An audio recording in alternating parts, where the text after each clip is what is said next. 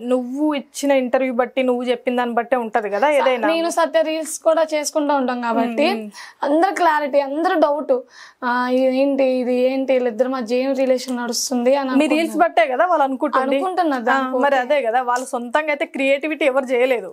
మీరు చేసే రీల్స్ బట్టి లాస్ట్ టైం మీరు ఒక సోఫాలో పడుకొని లిప్ కిస్ ఇచ్చుకున్నారు.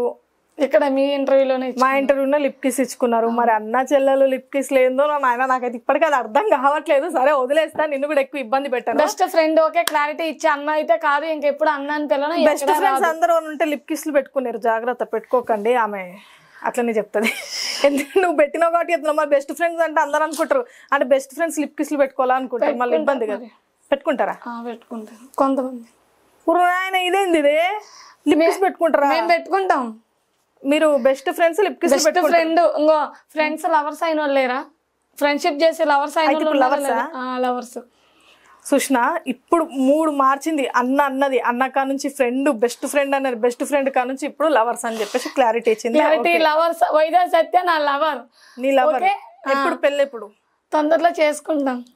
తొందరలో ఇస్తావా కార్డ్ అందరికి? పెళ్లి ఇస్తా. ఓకే సరే థ్యాంక్ యూ. సత్య నేను తొందరలో మ్యారేజ్ చేసుకోబోతున్నాం ఫ్రెండ్స్. ఓకేనా? క్లారిటీ అయిపోయింది కదా మీకు? ఓకే నిజమేనా? నిజమే. Okay super. అయితే ఇప్పటికన్నా ఒక నిజమైతే బయటకు వచ్చింది మనకి. ఓకే ఇక వాళ్ళిద్దరు ఏమనకండి, వాళ్ళు పెళ్లి చేసుకోబోతున్నారు భార్యాభర్తలు.